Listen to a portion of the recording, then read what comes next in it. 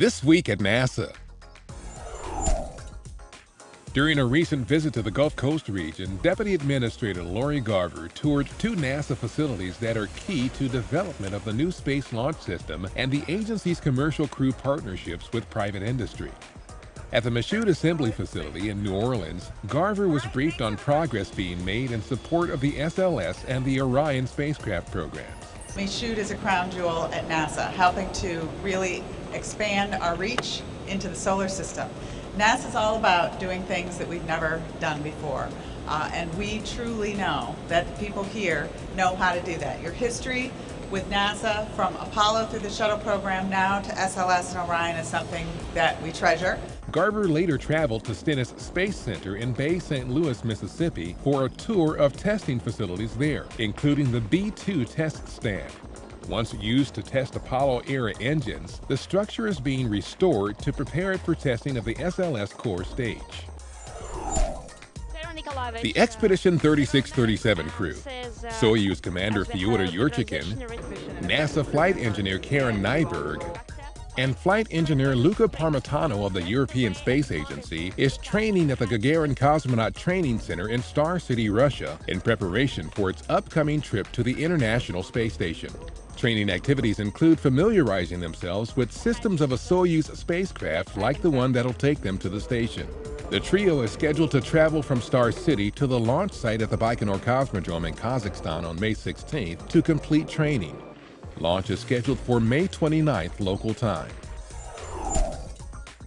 The Mars Exploration Rover Opportunity has executed a sequence of commands from the ground and has resumed normal operations, confirming it is back under control of the rover team.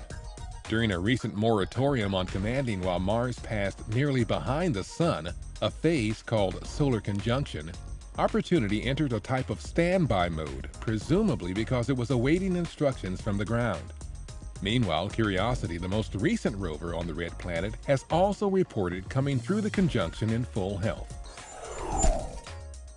NASA's newest scientific rover will roam the icy landscape in Greenland to help scientists better understand changes in the massive ice sheet and the impact those changes have on sea level rise. The autonomous solar-powered robot named Grover, which stands for both Greenland Rover and Goddard Remotely Operated Vehicle for Exploration and Research, uses a ground-penetrating radar to collect data on snow accumulation and ice sheet buildup. This data is typically gathered by people on snowmobiles and airplanes, but Grover's ability to work longer hours than humans promises to increase the amount of information available to researchers. The rover trials are scheduled to run through June 8th. And we're going to do that by getting a sample from this asteroid and bringing it back to Earth for detailed analysis. A public presentation at NASA headquarters provided an overview of OSIRIS-REx, a NASA mission that will send a robotic probe to an asteroid in September 2016 to collect and return a sample of that asteroid to Earth. In the presentation, Asteroids Coming to Earth, Principal Investigator Dr. Dante Loretta discussed the mission. Asteroids represent a great opportunity. These are resources in near-Earth space. We're talking about water, organic material, precious metals that we're going to need if we're serious about expanding the human presence beyond the Earth-Moon system. Previously known as 1999 RQ-36, the target asteroid's new name, submitted by a North Carolina third grader to an international naming contest, is Bennu, a mythological Egyptian bird. Also at the presentation, samples of meteorites, including a piece from the recent event in Russia. OSIRIS-REx is managed by Goddard Space Flight Center in collaboration with the University of Arizona and Lockheed Martin. NASA's Cassini spacecraft has provided the first close-up visible light views of a behemoth hurricane swirling around Saturn's North Pole. High-resolution images made possible by Cassini's current campaign of tilted orbits reveal that the hurricane's eye is about 1,250 miles wide, 20 times larger than the average hurricane eye on Earth. Thin, bright clouds at the outer edge of the storm are traveling at 330 miles per hour. The hurricane swirls inside a large, mysterious six-sided weather pattern known as the hexagon. The Herschel Space Observatory, A European Space Agency telescope for which NASA's Jet Propulsion Laboratory helped build instruments and process data has stopped making observations after running out of liquid coolant as expected. Launched almost 4 years ago, Herschel revealed the universe's coolest secrets by observing the frigid side of planet, star, and galaxy formation.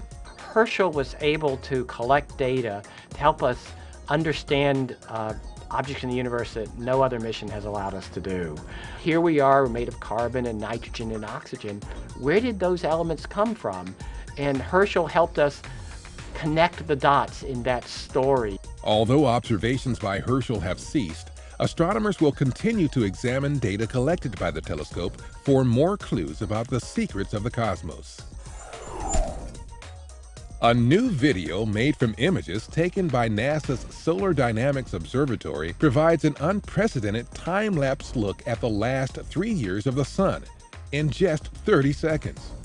The sequence shows the Sun in extreme ultraviolet light at a pace of 1 image every 12 hours. Since its launch in 2010, SDO has captured a virtually unbroken record of the Sun's activity. Operated by Goddard Space Flight Center, SDO is improving our understanding of the Sun and its effect on conditions in space and here on Earth. Researchers at NASA Ames are using the center's 9x7-foot wind tunnel to test concept models of commercial jets that might someday fly at supersonic speeds across the country. The current work involves modifying the engine intakes and wings of potential aircraft designs to minimize the impact of sonic booms heard on the ground when planes fly faster than the speed of sound.